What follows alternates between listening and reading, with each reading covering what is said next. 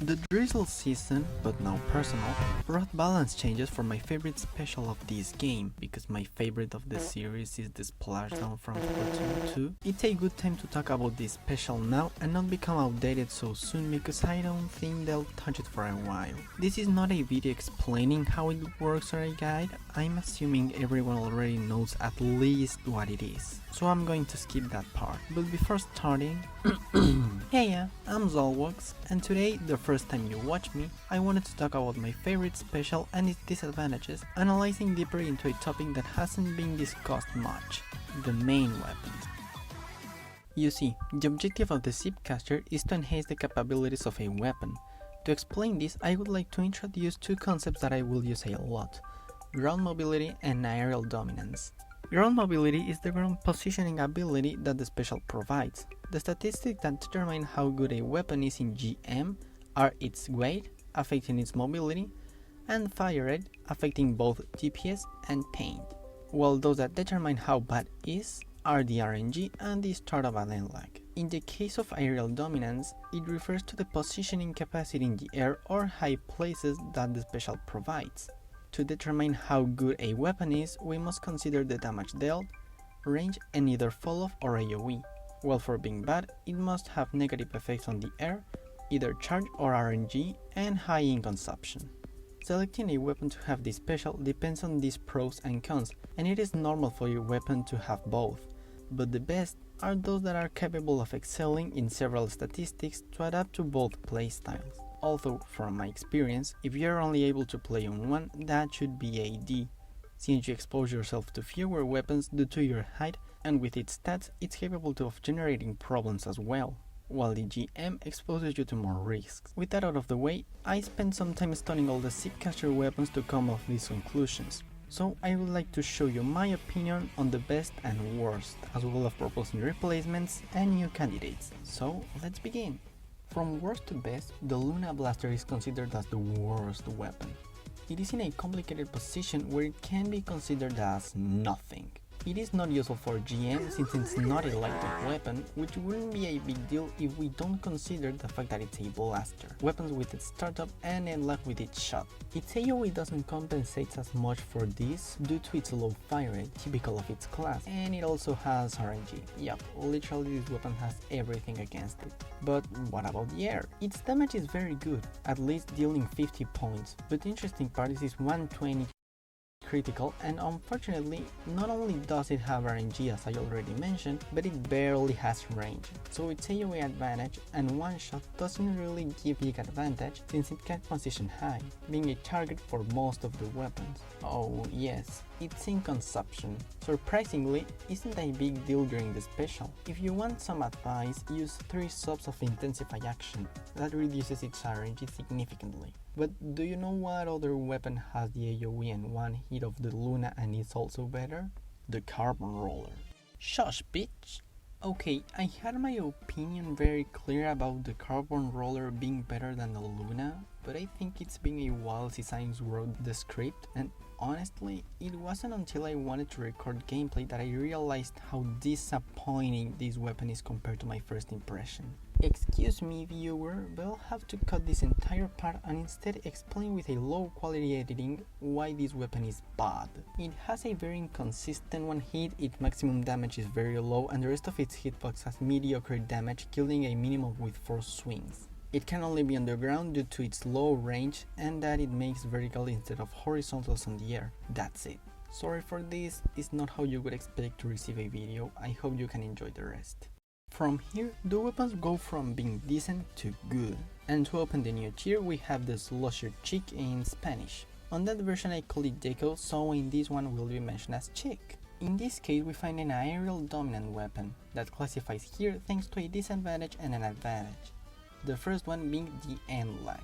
It's a pain to wait so long to move after sloshing a slosh, and because of this, ground positions are not very good for this weapon, and I would say aerial positions either if it weren't for the fact that it has many advantages. Fall off is what identifies these sloshes, specifically the normal one, the Tri, and the Dreadbringer, although they all base their design on it. Positioning in high areas is the best strategy for it during the special, due to the end lag and the fact that it currently has the second best range along with AoE to complement along to a consistent damage. 2 hits for either of its 2 hitboxes, 50 or 70.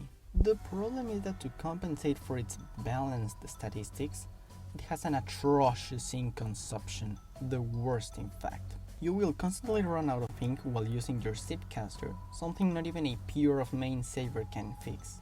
It's the weapon with the worst ink consumption and unfortunately enough to overshadow all its incredible statistics. Next, my only ZIPCASTER weapon for 9 months, the Stamper. Out of all the weapons on the roster, this is the one I have the more experience with. We have in front of us the first case of a weapon qualifying for both categories. It's not a hybrid since it fits more on AD, but it performs well in GM as well. Although you're probably wondering why. Didn't this weapon receive a nerf to its ink consumption? Yes, but from my experience and what I could find from other users, this nerf didn't really affect the ZIPCASTER. Yay! The Stamper is a weapon made to combo. Its kit represents this philosophy that the main weapon already established, being able to execute a quick combo, horizontal plus vertical. Well, you can also use this same attack to combo with the damage of the hook, being in my opinion the best weapon at taking advantage of the damage of the ZIPCASTER, considering also its range, the longest, being almost untouchable. It doesn't have RNG or lag like the previous 3, nor does it have fall off or a large hitbox. But now talking about his performance on the ground, it's very good, mainly because of its one hit and decent movement. There's not much else to say, it's just better on the air. And finally, the best of the best. And personally, I think that the one who takes the crown is the Octobrush. What positions this weapon here is that it is a hybrid between land and air. Let's start talking about its GM. Brushes in general have the ability to run, which makes them difficult to splat due to this speed, regardless of its way. It is also a weapon with AoE and that even having a medium range can splat decently quickly due to its swing rate and more than one enemy due to its AoE. It does not have startup lag, which makes it feel more fluid, unlike the Slosher Chic, Luna and even the Stamper. Thanks to all of this, the hook to move through that same ground feels great. On the other hand, its aerial dominance, like the Slosher Chic, is based on fall off.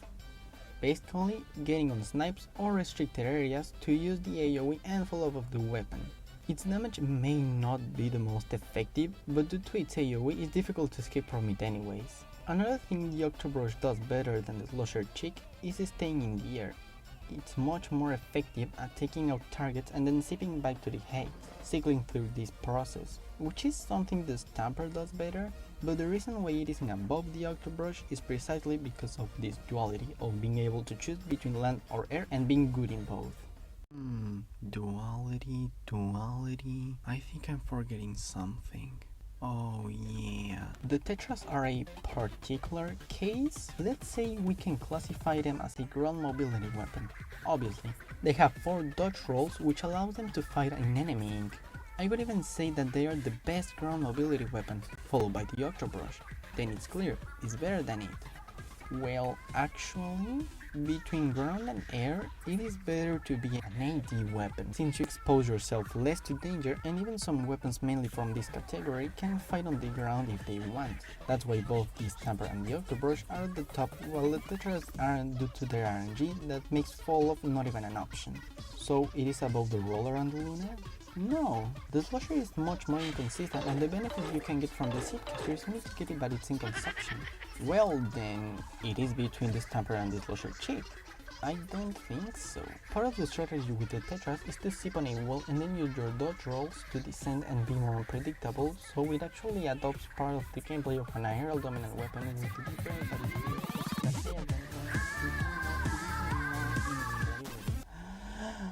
it's a weapon that mimics ways of playing for its own gameplay to take advantage its way of them. And I consider that it's the most rented weapon to a category and that it's the best at it.